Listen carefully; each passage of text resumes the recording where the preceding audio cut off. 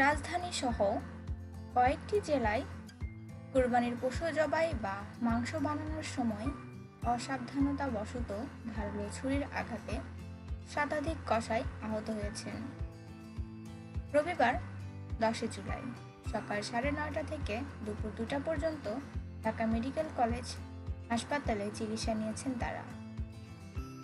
আহতদের মধ্যে গরুর ধাক্কা এবং শিংয়ের গুঁতোয় 9 জন আহত হয়েছেন।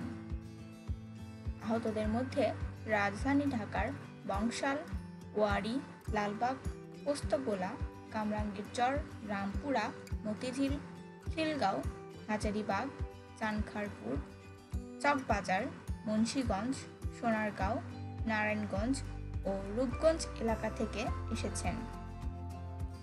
ওয়ারী থেকে আসা কসাই টুকু মিয়া বলেন, আমি 15 বছর ধরে কসাইয়ের কাজ করি। আমার বাপ চাচারাও কসাই ছিলেন।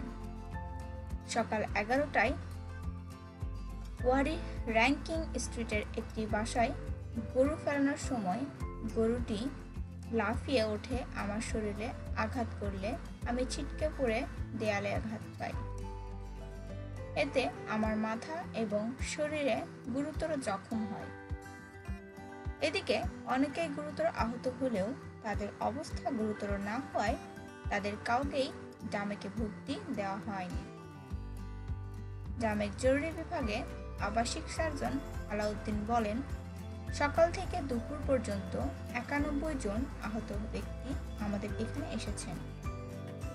এর সংখ্যা গত বছরের তুলনায় অর্ধেকেরও কম। আমরা নিয়মিত চিকিৎসা দিয়ে যাচ্ছি এবং আহতদের অনেকেই চলে গেছে।